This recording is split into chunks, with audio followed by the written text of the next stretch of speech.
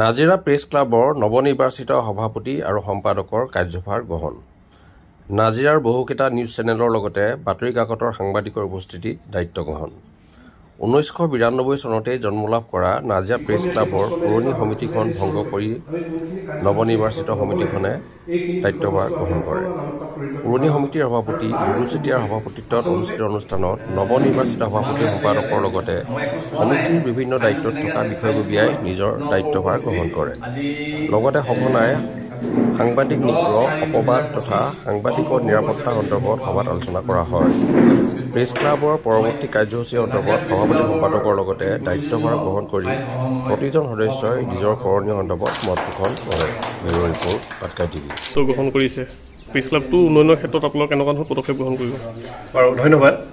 আজি নাজিৰা প্ৰেছ ক্লাবৰ নৱনিৰ্বাচিত সমিতিখনৰ আজি দায়িত্বভাৰ অৰ্পণ হ'ল আৰু এই সভাখনৰ পিছতেই নতুন সমিতিখনৰ নতুন নেতৃত্বৰ যিখিনি চিন্তা চৰ্চা সেইখিনি ইয়াত প্ৰকাশ হোৱাৰ এটা সুযোগ ঘটিল আৰু সেই আপাহত নাজিৰাৰ প্ৰেছ ক্লাবৰ নতুন সমিতিখনৰ মাধ্যমেৰে সন্মুখত কৰিবলগীয়া যিখিনি কাম আছে, ঘাইকৈ বৌদ্ধিক, সাংস্কৃতিক, সাহিত্যিক এই কেওটা দিশৰ উপযুক্ত এটা বিকাশৰ চিন্তা ইয়াত কৰা হৈছে আৰু একেলগে কিন্তু 1992 চনৰ পৰা আগবাঢ়ি অহা নাজিৰা প্ৰেছ ক্লাবৰ যি গৌৰৱপূৰ্ণ যাত্ৰা, সেই যাত্ৰাৰ ইয়াৰ যিখন আচলতে থলী বা চোতালখন নাজিৰা প্ৰেছ ক্লাবৰ, সি আন্তঃগাঁথনিমূলক দৃষ্টিৰে বহুখিনি দুৰ্বল হৈ আছে।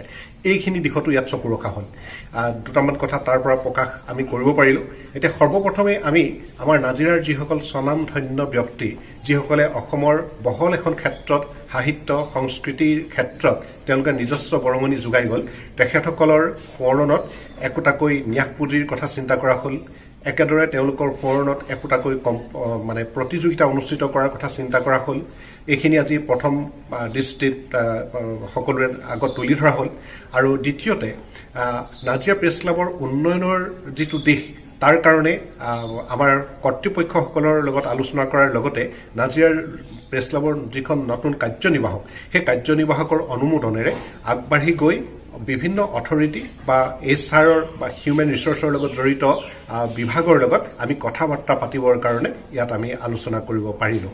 গতিকে এতিয়া সি যি কি নহওক, নতুন বছৰ, অসমীয়া নতুন বছৰে ৰঙালীৰ এই শুভ পৰিৱেশত আমি এটা কথা প্ৰকাশ কৰিব পৰা হ'লোঁ যে নাজিৰা প্ৰেছ ক্লাবে অনাগত সময়ত এটা নতুন দৃষ্টিলৈ আগবাঢ়িব বিচাৰিছে আৰু য'ত আচলতে অতীতক সোঁৱৰিবলৈ এটা তাত সুবিধা থাকিব আৰু নতুনত খোজ আগবঢ়াই সফলতা আহৰণৰ কাৰণে ইয়াত নতুন এটা শক্তি ইয়াত আহৰণ কৰিবলৈ চেষ্টা কৰিব। ধন্যবাদ।